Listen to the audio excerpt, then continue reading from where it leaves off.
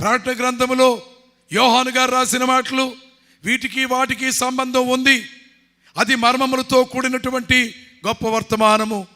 అయితే యేసు ప్రభువే రాజుగా వస్తాడట. మొత్తం బైబిల్ చూడండి, ఏ మత గ్రంథాన్నైనా చదివి చూడండి. హిస్టరీ అనేది ప్రతి దేశానికి ఉంది. ఒక ఇండియన్ హిస్టరీ చూడండి, ఒక యూరోపియన్ హిస్టరీ చూడండి, ఒక అమెరికన్ హిస్టరీ చూడండి. ప్రతి దేశానికి ఒక చరిత్ర ఉంది. కానీ ఎన్నేండ్లు పరిపాలన చేశారు? ఎలిజబెత్ రాణి బ్రిటిష్ మహాసామ్రాజ్యాన్ని పరిపాలన చేసింది. దాదాపు 52 ఏళ్ళు ఆమె రాణిగా పరిపాలన చేసింది. ఒకవేళ 52 ఏళ్లను మించి ఎవరైనా పరిపాలన చేశారో చేయలేదో మనం కనుక కాస్త దృష్టిని పెడితే చెప్పగలం. ఎవరు ఎన్నేండ్లు ఈ ప్రపంచంలో పరిపాలన చేశారో చెప్పగలం. నెపోలియన్ లాంటి వాడు మొత్తం ప్రపంచాన్ని పరిపాలన చేయాలనుకున్నాడు, కొద్ది సంవత్సరాల్లోనే చనిపోయాడు. అలెగ్జాండర్ ద గ్రేట్ ప్రపంచాన్ని ఏలుబడి చేయాలనుకున్నాడు, కొద్ది సంవత్సరాల్లోనే యవన కాలంలో చనిపోయాడు.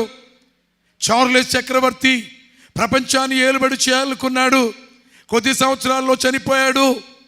కానీ ఎక్కడైనా నాకు తెలిసినంతవరకు కానీ మీకు తెలిసినంతవరకు కానీ 100 ఏండ్లు ఒక ఆయన రాజుగా పరిపాలన చేస్తాడనే మాట ఏనాడైనా మీరు విన్నారా? మీకెవరైనా చెప్పారా? కానీ బైబిల్ చెబుతుంది యేసు ప్రభు పరిపాలన 1000 సంవత్సరాల పరిపాలన. ఆ 1000 సంవత్సరాల పరిపాలన గురించి ప్రకటన గ్రంథంలో ఏమని చెప్పబడింది? ఈ లోక రాజ్యము క్రీస్తు రాజ్యమాయను అని రాయబడింది. 7వ దూత బోరబోదగానే ఒక శబ్దం వినబడుతుంది, ఒక సువార్త చెప్పబడుతుంది. ఇన్నాళ్ళు శ్రమపడ్డ వారులారా, ఇక జరగబోయేది ఏమిటి? ఇన్నాళ్ళు 7 ఏండ్లు శ్రమల్లో మ్రగ్గిన వారులారా, నరకంలాగుండే చిన్ను నరకములాగుండే 7 ఏండ్ల శ్రమల్లో ఉన్న వారులారా, ఇక మీకు ఒక శుభవార్త ఏమిటి?